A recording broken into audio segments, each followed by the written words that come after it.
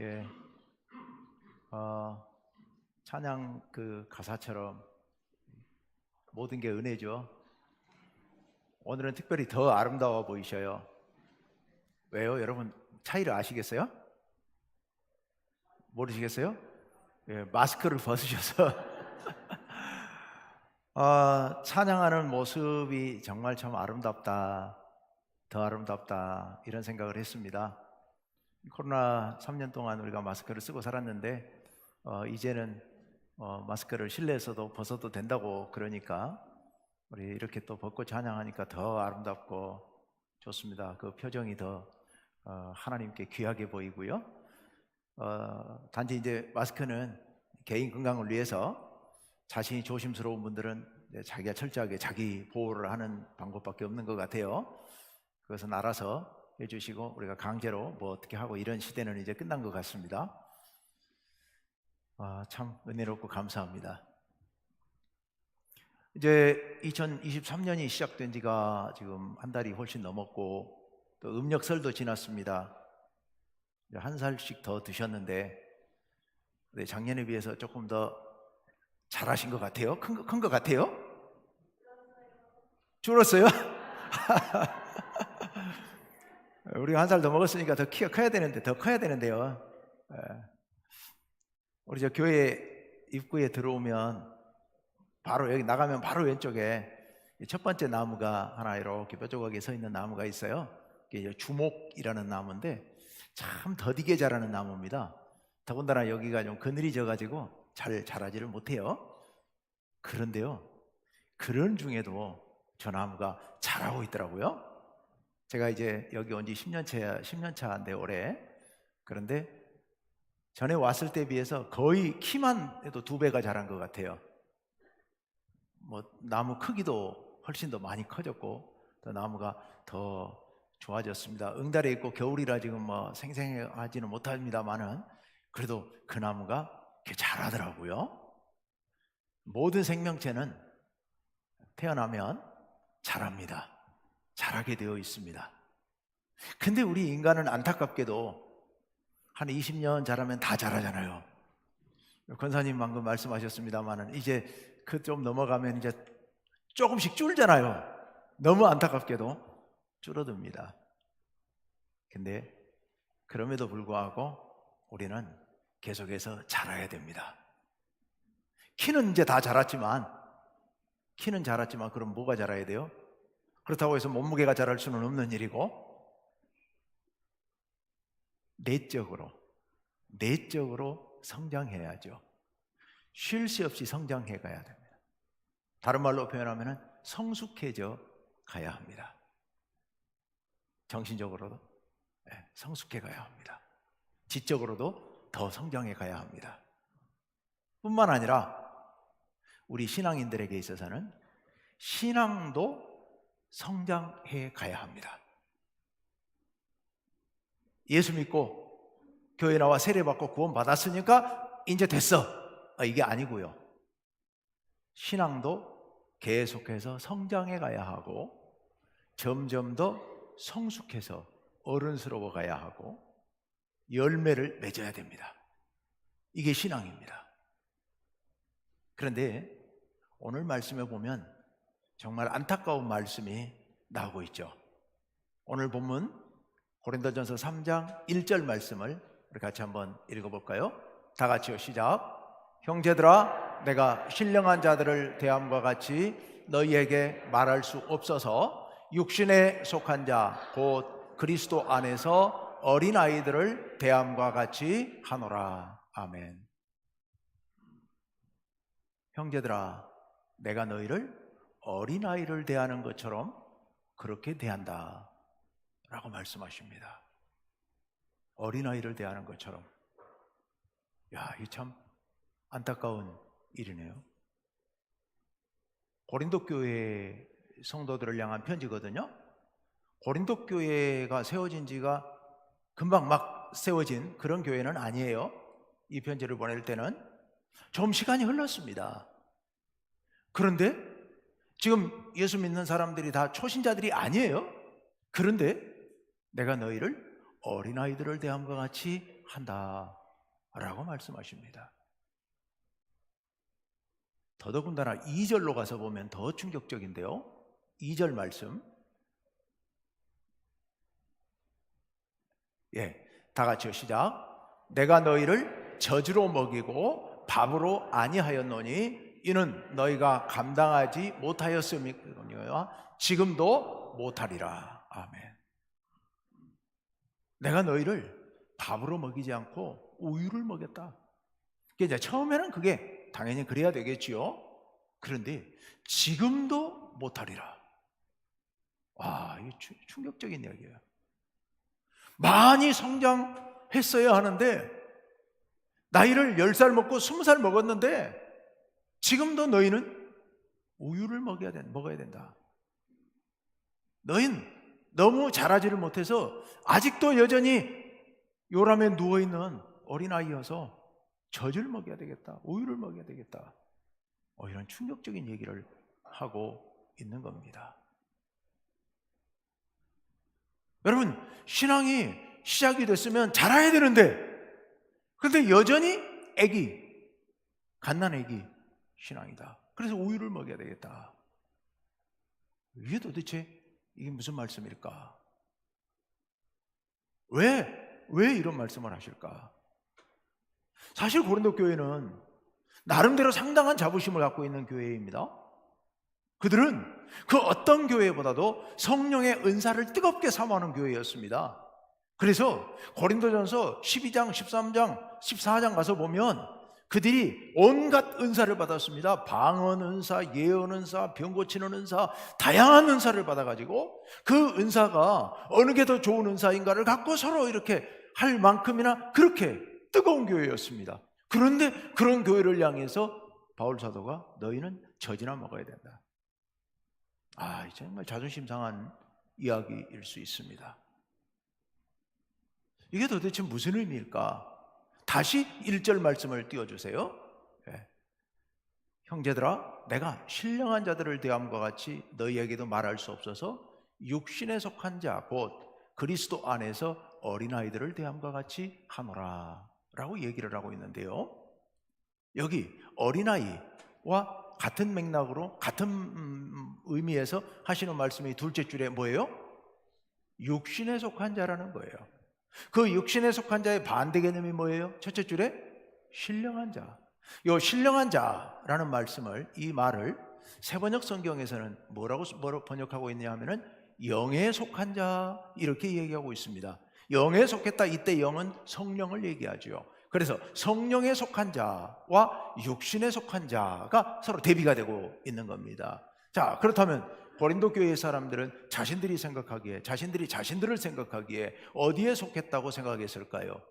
당연히 자신들은 성령에 속한 자들이라고 생각을 했을 겁니다. 왜냐하면 아까 말씀드렸던 것처럼 방언의 은사를 받았습니다. 예언의 은사를 받았고 병 고치는 은사를 받았고 모두가 은사를 받아서 그 뜨겁게 그렇게 신앙생활을 하고 있으니 자신들은 당연히 영에 속한 자, 신령한 자라고 생각했을 겁니다. 그런데 바울 사도는 아니다. 너희는 육신에 속한 자다. 그러므로 너희는 어린아이와 같은 존재들이다. 성숙한 자가 됐다면, 성숙한 자라면 신령한 자였어야 되는데, 영에 속한 자였어야 되는데 너희는 육신에 속한 자이다. 그러므로 너희는 어린아이 같은 자들이다. 이제 지금도 여전히 우유를 먹어야 되는, 밥을 먹을 수가 없는 그런 자들이다 라고 말씀하고 계시는 겁니다. 여러분, 왜 이렇게 고린도 교회를 성숙하지 못한 어린 자들로 취급하고 있을까요? 그렇게 판단하는 근거가 뭘까요? 3절 말씀에 그 이유가 나옵니다. 3절 말씀 다 같이요, 시작. 너희는 아직도 육신에 속한 자로다. 너희 가운데 시기와 분쟁이 있으니 어찌 육신에 속하여 사람을 따라 행함이 아니리요. 너희가 육신에 속한 자, 어린아이라고 말할 수 있는 근거가 뭐냐? 너희 안에 무엇이 있다? 시기와 분쟁이 있는 것. 그 모습을 보니까 너희는 아직 애들이다, 어린아이들이다, 젖을 먹어야 된다, 이렇게 말씀하고 있는 거예요. 시기와 분쟁이 있다. 시기와 분쟁이 있다. 여러분, 고린도 교회 안에 이 고질병이 하나, 아예 초창기부터 고질병이 하나 생긴 거예요. 사실은 고린도전서를 쓴 목적이, 이유가 그겁니다. 고린도 교회가 파벌이 생겼다는, 시기와 분쟁으로 인해서 파벌이 생겼다는, 편가르기가 생겼다는 소식을 듣고 사도 바울이 이 고린도전서를 쓰기 시작한 겁니다. 물론 그 밖에 다른 문제들도 있어요. 그런데 이 파벌 싸움 문제가 가장 큰 문제였기 때문에 1장부터 3장, 지금 여기 3장인데도 1장부터 시작해서 3장까지 계속해서 이 파벌 문제를 말씀하고 있습니다. 구체적으로 어떤 파벌이 있었습니까? 1장 11절 말씀, 이런 말씀이 있습니다. 다 같이요. 내 형제들아, 글로에의 집 편으로 너희에 대한 말이 내게 들리니 곧 너희 가운데 분쟁이 있다는 것이라. 글로에라는 사람을 통해서 내가 너희 소문을 들었다. 바울이 이제 고린도 교회를 세우고 그리고 한동안 고린도 교회에 목회를 했습니다. 사실 빌립보 교회라든지 뭐 다른 교회들은 잠깐 짧게, 빌립보 교회는 3주 이렇게 교회를 처음 세우고 그리고 바로 떠났거든요. 반면에 고린도 교회는 세워놓고 오랜 시간 동안, 1년이 넘는 시간 동안 고린도 교회 목회하다가 떠났거든요. 그래서 지금 다른 곳에 가서 또 전도하고 있거든요. 그런데 소식이 들려옵니다. 뭐가 있다고요? 분쟁이 있다는 소식이 들린 겁니다.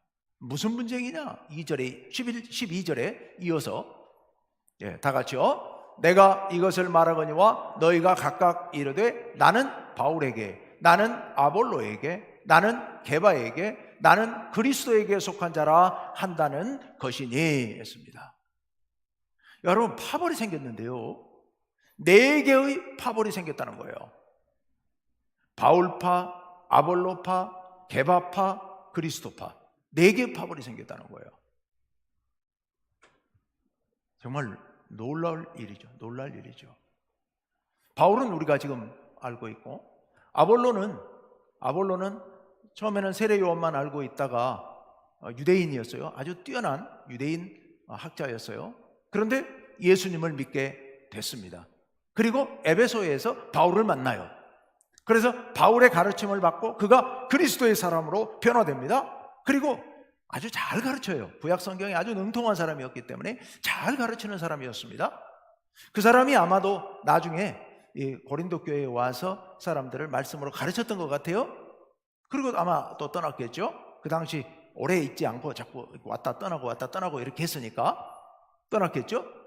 사람들 사이에 나는 바울이 더 좋아, 나는 아볼로가 더 좋아, 아니 감정적으로 내가 누가 더 정말 은혜롭고 나 누구 말이 더 잘 들리고 이런 말 차원이 아니에요. 나는 바울에게 속한 사람이다, 바울파다, 나는 아볼로파다, 이렇게 해서 막 이제 경쟁이 벌어지게 된 겁니다. 그 가운데 시기하고 분쟁하고 그렇게 된 겁니다. 그랬더니 어떤 사람들이 아니 여기 있어야 그렇지만 예루살렘에 가면, 그리고 전 세계적으로 예수님 이후에 교회의 지도자는 베드로가 아니냐. 베드로를 다른 원래 이름으로 히브리어로 게바잖아요. 게바나 베드로나 어느 히브리어 아람어로 말하느냐 헬라어로 말하느냐의 차이예요. 같은 말이에요. 베드로가 교회의 지도자니까 나는 베드로파다, 이런 사람들이 나오기 시작했어요. 그랬더니 어떤 사람이 이 꼴 저 꼴 보기 싫고 나는 예수 그리스도파다, 이래가지고 그리스도파가 생겼네요. 4개의 파벌이 생긴 거예요. 근데 이 사실을 이 바울, 아볼로, 게바는 몰랐던 거예요. 아무 관계없어요. 바울이 이 소식을 지금 들었으니까 바울파가 있다는 걸 지금 다 들은 거예요. 그러니까 정말 놀랄 일. 그러니까 바울이나 아볼로나 게바와는 아무 상관없어요. 더군다나 예수 그리스도와는 아무 상관없어요. 그래 자기들이 그런 파벌을 만든 거예요. 야, 이거 정말 안타까운 일이지요. 이 모습을 보고 바울이 너희는 아직도 애들이구나, 아직도 젖을 먹어야 되겠구나, 지금 이렇게 얘기한 겁니다. 근데 여러분, 애들만 편싸움을 합니까? 편가르기를 합니까? 아니잖아요. 요즘 우리나라 정치판을 보면 와, 정말 이건 가관이죠. 거의 뭐 난장판이죠. 편가르기. 애들만 그러는 게 아니라 어른도 그러고, 예. 이게 온 세상 모든 사람들이 다 그래요. 편가르기요. 그런데 그게 교회까지 들어와가지고 교회에서도 편을 가르고 있다는 얘기입니다. 여러분, 교회가 뭡니까? 교회는 그리스도의 몸입니다. 그리스도의 몸이에요. 이 몸이 편가르기를 한다? 오른팔, 왼팔, 오른다리, 왼다리, 머리, 가슴 막 나눠져가지고 서로 싸운다? 이게 여러분 있을 수 있는 일입니까? 이게 상상도 못할 일이죠. 만약 이런 일이 벌어진다면 우리 못 사는 겁니다. 병들고 죽는 겁니다. 몸 안에서 충돌이 일어나게 되면요, 이거 정말 대책이 없는 거죠. 요즘 많이 생기는 질병 중에 아토피라든지 뭐 이런 질환들이 이 자가 면역 질환인데, 이 병이 정말 어려운 게 뭐예요? 내부에서 자기 면역 체계하고 자기 몸하고 이게 갈등이 벌어지는 거거든요. 이게 약이 없어요. 이게 약이 없어. 이게 몸이 서로 편가르기를 해가지고 싸운다? 와, 이건 정말 아무 대책 없는, 모두가 다 죽는, 다 함께 죽는 일인 겁니다. 그래서 이 편가르기 일어난 거예요. 이게 옛날 얘기가 아니고 지금도 교회 안에서 이런 일이 비일비재하지 않습니까?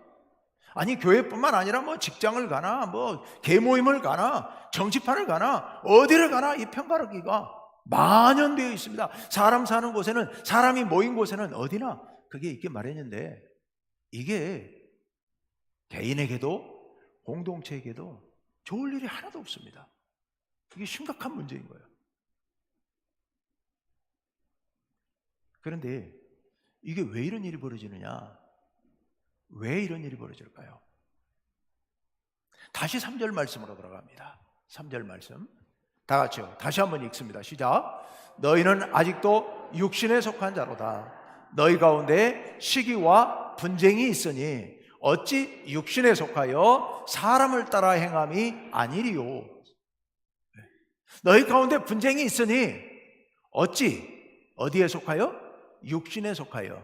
무엇을 따라 행함? 사람을 따라 행함. 인간적인 생각, 인간적인 욕심, 인간적인 감정, 인간적인 이해관계, 이것에 따라, 이것에 이끌려, 이것에 속하여 행하였기 때문에 이런 분쟁이 발생한다는 겁니다.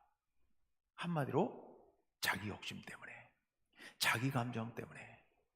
여러분, 편가르기라는 게요, 이거 정말 달콤한 겁니다. 얼마나 좋은 건지 몰라요. 편가르기요. 여러분, 편가르기 한다고 하는 것은요, 이건 나에게 굉장한 힘이 되는 겁니다. 인간은 하나님을 떠났기 때문에, 하나님을 떠난 우리 모든 인간은 불안과 두려움을 안고 살아갑니다. 결핍을 안고 살아갑니다. 특히 어떤 공동체 안에 들어갔을 때, 낯선 공동체 안에 들어갔을 때, 이제 3월달에 곧 개학철이 됩니다만 아이들이 개학해서 새로운 반에 들어갔을 때 굉장히 마음이 불안합니다. 아무도 내 편이 없잖아요. 아는 사람 한 명도 없잖아요. 굉장히 불안해요. 그런데요, 거기 나하고 친한 친구 하나 만나면요, 엄청난 힘이 되고 위안이 돼요. 위로가 돼요. 안심이 돼요. 이 어지러운 세상 가운데서 공동체 안에서 내 편이 있다고 하는 건요, 마음이 편안해지는 거예요. 우리 교회에 처음 등록하신 우리 성도님들 굉장히 마음이요, 어쨌건 인간이기 때문에 불안하게 되어 있습니다. 불편합니다. 누군가가 여러분들이 가까이 다가오셔서 그 마음에 이렇게 위로가 되어주시고 친구가 되어주시면 그 마음이 얼마나 큰 위로가 되고 힘이 되는지 모릅니다. 좋은 일이죠, 그거는. 근데 그게 편가르기로 발전하게 될 수 있고, 편가르기를 하게 되면요, 더 편합니다. 더 좋아요. 내 편이 딱 있다는 얘기는요, 내가 무슨 얘기를 하고 내가 무슨 짓을 해도 그 사람은 나를 이해해 줄 것 같거든요.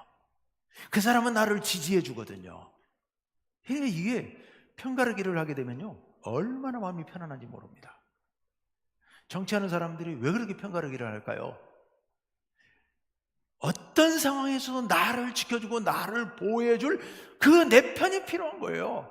그러니까 봐가지고 내 편인가 아닌가 봐서 내 편 아니면 가차없이 차단해버리고, 그리고 내 편을 끌어들여서 똘똘 뭉쳐서 어떤 경우에도 배신하지 않을, 나를 지지해줄 그 내 편을 만드는 겁니다. 그러면요, 마음이 든든해지는 거예요. 마음이 편안해지는 거예요. 사람들이 이 유혹을 떨칠 수가 없어요. 여러분, 세상 살면서요, 내가 한 편에 딱 속하게 되잖아요. 그러면요, 세상이 눈에 환하게 보여요. 여러분, 정치, 경제 이런 것들, 사회적인 문제들 보면 뭐가 맞는지 잘 모를 때가 있잖아요. 요즘 이제 정치적인 문제를 예를 들자면 의료보험을, 보장성을 확장해야 될 거냐 말 거냐, 세금을 더 많이 거둬가지고 그걸로 의료보험의 보장성을 더 확대해서 웬만한 질병들에는 다 보장을 해줄 거냐 말 거냐, 이게 지금 중요한 논쟁거리 아니겠습니까? 보수 쪽에서는 세금을 좀 적게 거두고 그 보험을 조금, 보장성을 좀 줄여야 된다는 방향으로, 줄이는 방향으로 그렇게 가야 된다는 거고, 진보적인 쪽에서는 언제나 세금을 좀 더 많이 거두어서 그런 걸 더 많이 보장해 주자는 쪽이고, 이게 어느 쪽이 맞는지 잘 헷갈리거든요. 그런데요, 간단해요. 너무도 간단하고 명쾌해요. 원자력 발전을 줄일 건지 늘릴 건지 이거 굉장히 헷갈려요. 이거 어떻게 해석하냐? 아주 간단해요. 내가 어느 편에 속해버리면 되는 거예요. 진보나 보수 쪽에 딱 마음을 둬버리면 그 다음부터는요, 이게 헷갈리는데? 그런데 보수주의자들이 무슨 얘기하는가 가만히 보면 그 사람들이 찬성하는 쪽을 나도 모르게 그 사람들이 찬성하니까 옳을 거야 하고 판단해버리는 겁니다. 내가 진보 쪽에 마음이 싹 쏠리게 되면요, 그 다음부터는요, 진보주의자들이 이야기하는 건 다 맞는 것처럼 보이는 거예요. 들리는 거예요. 정치적으로 대단히 복잡한 문제들, 선거할 때 누구를 찍을 건가, 이 사람이 더 좋은 사람 같은가, 저 사람이 좋은 사람, 이 사람의 정책이 어떻고 저 사람의 정책이 어떻고, 다 거기서 거기 갖고 비슷비슷하고 헷갈려요. 판단이 안 서요. 근데 너무 간단해요. 내가 지지하는 정당, 내가 소속된 정당이 하나 있으면 그 정당에서 공천하는 사람은 다 좋아 보이고요, 그 정당에서 내세운 공약은 다 옳아 보이고요, 너무 단순 명쾌해져 버리는 겁니다. 세상 사는 게 참 편해요. 그렇게 살면 정말 편합니다. 골치 하나도 아플 거 없습니다. 여러분, 편가르기라고 한다고 하는 것은 너무 좋아요. 너무 편리합니다. 그리고 행복해질 수도 있습니다, 우선은.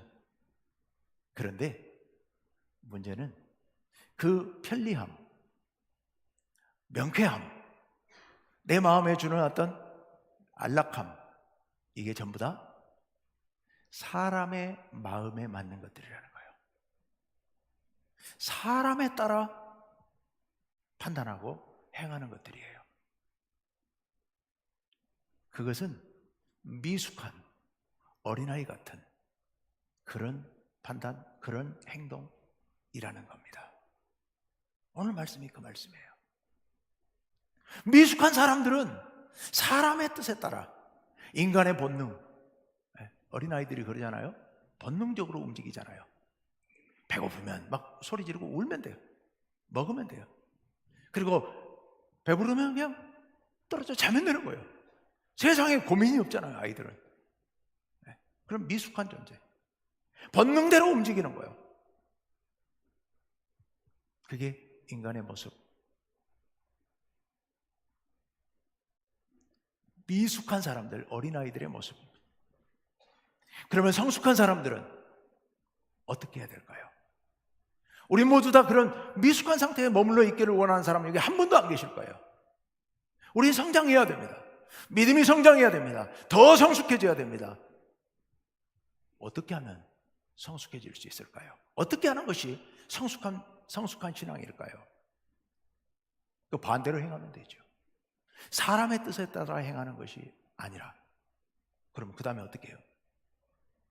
여러분, 제가 지난 2주간에 행복에 대해서 말씀을 드리면서, 마태복음 5장의 팔복에 대해서 말씀을 드리면서 집중적으로 많이 들었던 예가 하나 있죠. 그게 탕자의 비유였어요.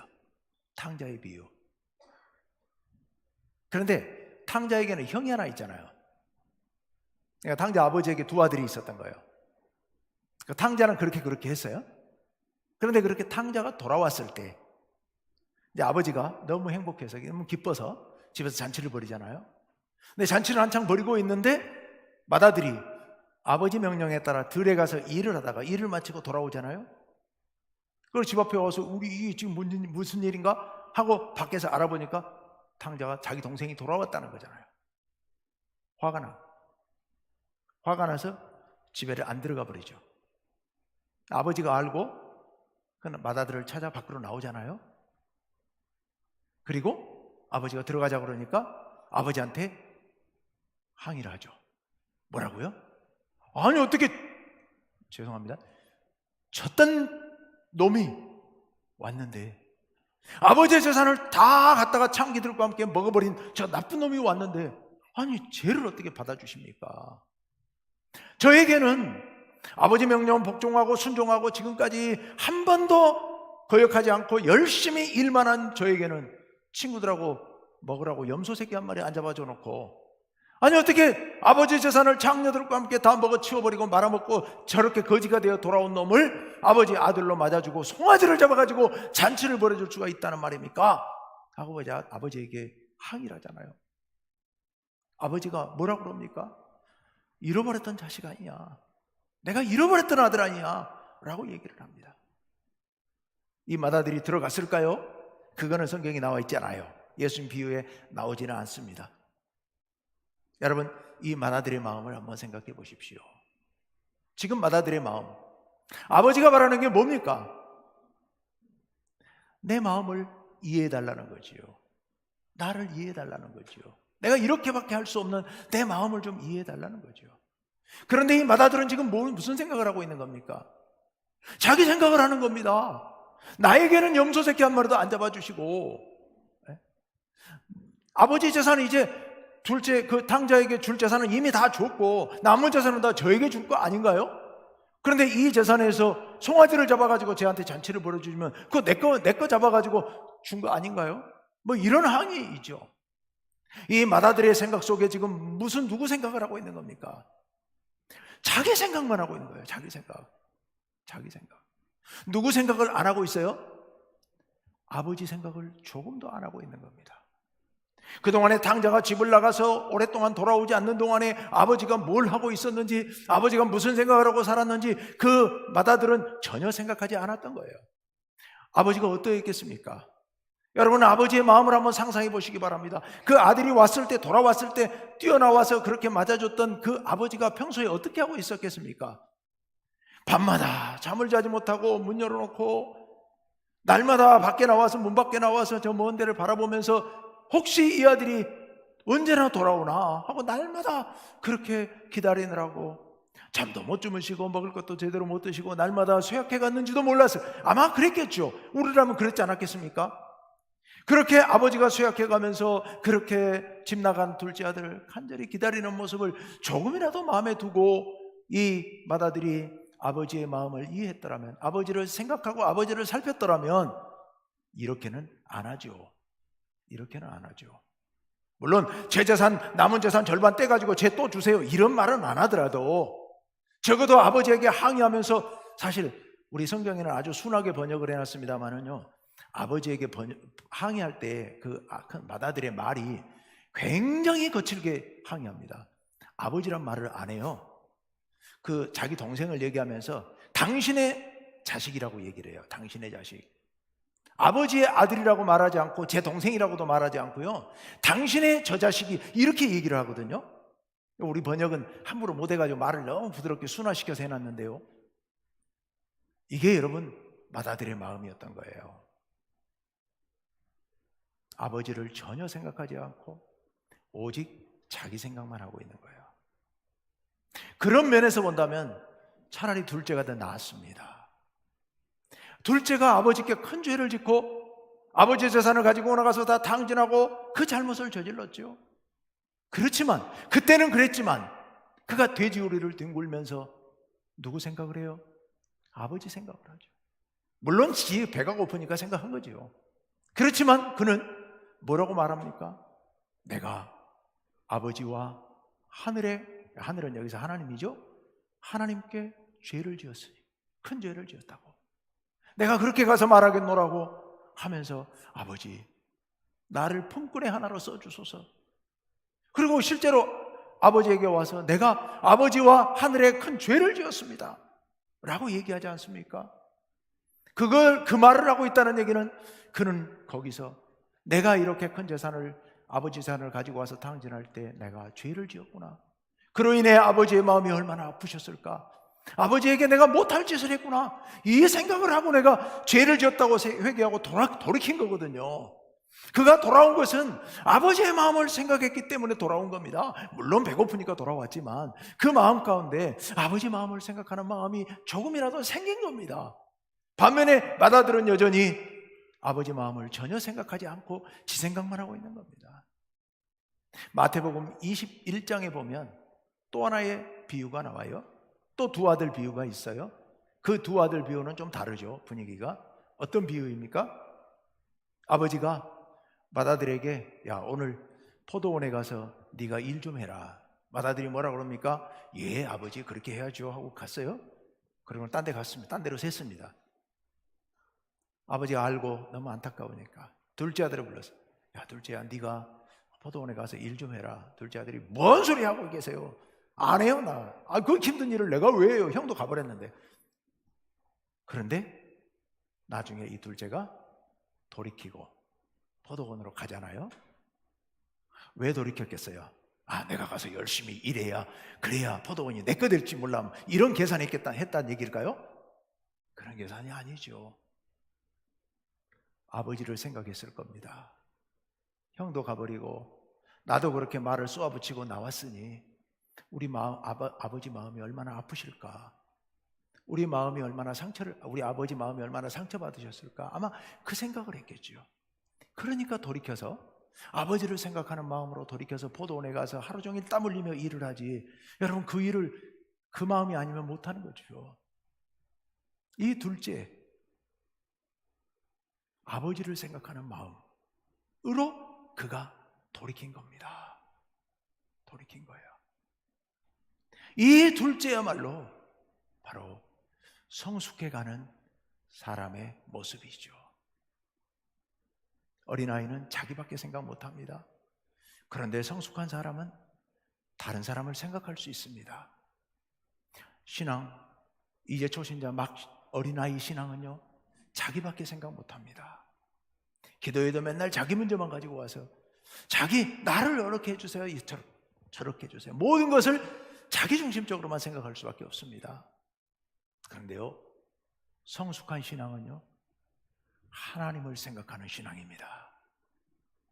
사람의 뜻에 따라, 사람의 표준에 따라 움직이는 그런 어린아이 신앙이 아니라 하나님의 뜻에 따라 하나님의 마음을 생각하면서 하나님 나라를 생각하면서 일하는 것, 그 사람이 바로 성숙한 신앙인이고, 그렇게 하는 것이 신앙이 성장하는, 성숙해가는 지름길입니다. 하나님을 생각하는 마음, 아버지를 생각하는 마음, 그리고 거기서 한 발 더 나가서 내가 아닌 우리의 이웃을 생각하는 그런 신앙, 이것이 바로 성숙한 신앙의 길인 줄로 믿습니다. 여러분, 우리 성숙한 신앙인들 돼야 되겠죠. 어린아이 신앙이 되어서 맨날 젖만 먹는, 우유만 먹는 그런 신앙이 되어서는 안 됩니다. 성장해야 합니다. 우리가 교회에서 신앙생활하다 보면, 교회에서 생활하다 보면 우리는 수시로 나와 싸워야 됩니다. 내 생각과 싸워야 됩니다. 나를 내세우고 싶습니다. 나를 자랑하고 싶습니다. 내가 인정받고 싶습니다. 내 성질대로 해버리고 싶습니다. 저 사람은 아주 꼴보기 싫은데 정말 나하고 너무 안 맞습니다. 그래서 저 사람하고는 같이 하고 싶지 않습니다. 이게 내 생각이에요. 우리 생각이에요. 내가 좀 더 잘 되고 싶고, 내가 좀 더 높아지고 싶고, 이게 우리의 인간적인 생각들입니다. 이거 여러분, 죽을 때까지 그거 약해지지 않고요, 계속해서 그 위치에 처해 있는 상황에 따라 언제나 우리는 그것들이 새로운 모습으로 우리를 유혹해오고 우리를 시험에 빠뜨립니다. 여러분, 목사가 되면 안 그럴 것 같죠? 아니요. 목사가 되면요, 목사의 자리에 걸맞게 더 큰 유혹이, 더 나를 드러내고 싶은 유혹, 더 나를 좀 더 채우고 싶은 욕심, 이게 그 상황에 맞게 생겨납니다. 여러분, 이거 우리가 싸워서 이겨야 됩니다. 이기고 우리 마음 가운데 하나님 아버지를 향한 마음, 하나님 아버지의 마음, 하나님 아버지의 뜻, 이걸로 채우지 않으면 우리는 언제라도 미숙한 신앙인으로, 우유만 먹는 그런 신앙인으로 평생 그렇게 전락할 수밖에 없는 겁니다. 여러분, 간절히 바랍니다. 우리 중국교회 모든 성도님들 신앙이 성장하시기를 바랍니다. 올해 더 성숙해지시기를 바랍니다. 우리 모두 다 성숙한 신앙의 모습 갖고 우리 또 그런 모습을 서로 본받으면서 그렇게 날마다 성장해 가시는, 성숙해 가시는 성도님들 되시기를 간절히 바랍니다. 함께 기도합시다.